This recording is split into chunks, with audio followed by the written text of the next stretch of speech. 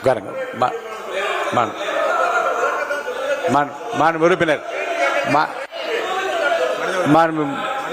மனிதவளத்துறை அமைச்சர் அவர் சொல்லட்டும், அவரை பத்தி சொன்னதுனால சொல்லட்டும். மாண்பு மனிதவளத்துறை அமைச்சர். மாண்புமிகு பேரவைத் தலைவர் அவர்களே, அதாவது ஸ்டேடியம்ல இருந்து இந்த மாதிரி நடந்ததுக்கான விளக்கத்தை ஆல்ரெடி அளித்தாச்சு. அதுல அவங்களுக்கு பல்வேறு முரண்பாடுகள் இருக்கலாம், பல்வேறு கருத்துக்கள் இருக்கலாம். அப்படி இவங்க சொல்றாங்கன்னா அந்த சமயத்துல திராவிட முன்னேற்ற கழகத்தின் ஆட்சி தான் நடந்தது. அப்போ ஸ்டேடியம் வாசல்ல இருந்து இவங்க எல்லாம் வந்து அந்த மாதிரியான போதைப் பொருள் வித்தாங்கன்னு சொல்லி ஒத்துக்கிறாங்களா? அப்போ அதனால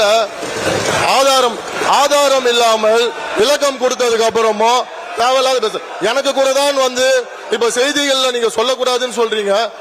என்னோட அதாவது என் துறையை சார்ந்த கிட்டத்தட்ட அரசு வேலை கொடுக்கறதா சொல்லி 888 கோடி ஊழல் பண்ணிருக்காங்க. எனக்கு பல்வேறு முரண்பாடுகள் இருக்கு.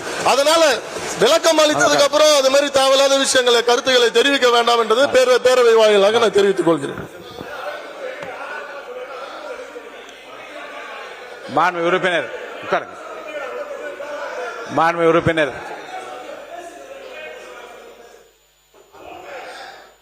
பேரவைத் தலைவர் அவர்களே, அவரை பற்றி குற்றச்சாட்டு சொன்னால் அதற்கு பதில் சொல்லிட்டாரு.